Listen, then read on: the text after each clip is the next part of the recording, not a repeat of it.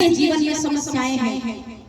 हर एक व्यक्ति परेशान है, या तो किसी रोग से परेशान है, या तो बच्चा बात नहीं मान रहा इस बात से परेशान है, या बच्चे की पढ़ाई अच्छे से नहीं हो पा रही, बच्चे की नौकरी नहीं लग पा रही, हमारी खेती किसानी अच्छे से नहीं बढ़ पा रही, हमारा बड़ा घर नहीं बन पा रहा। अनेक कोई ना कोई समस्याएं जीवन में हमने पाल करके रखी हैं। समस्याएं जीवन में आएंगी ही।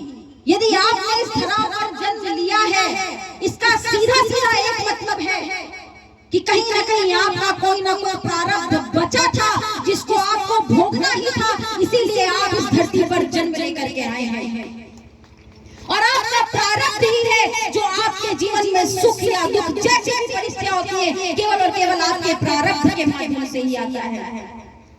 आपका प्रारब्ध इस धरती पर कोई नहीं बदल सकता सिवाय आपके। और यही गुरु जी आपको बताना चाहते हैं कि यदि वास्तव में तुम अपने प्रारब्ध को सुधार लोगे तो तुम्हारा जीवन सुखमय शांतिमय हो जाएगा।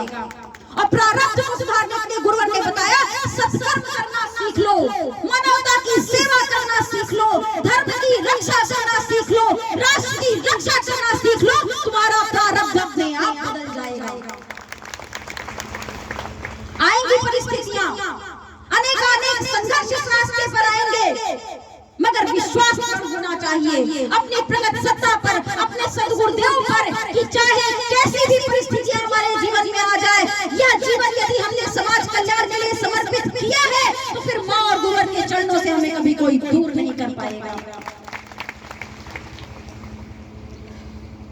और यदि वास्तव में आप गुरुवर के सच्चे शिष्य बनना चाहते हो तो भले ही सुबह उठ करके एक दिया जलाओ या ना जलाओ, भले ही बैठ करके दिन रात चालीसा पाठ पढ़ो या ना पढ़ो, मगर एक बात अच्छे समझ लेना, गुरुवर ने जो विचारधारा दी है उस विचारधारा के अनुरूप जीवन जीना केवल प्रारंभ कर दो। सब गुरुदेव भगवान की कृपा और माता आदि शक्ति जगत जननी जगदम्बा की कृपा आपको हमेशा प्राप्त होती है।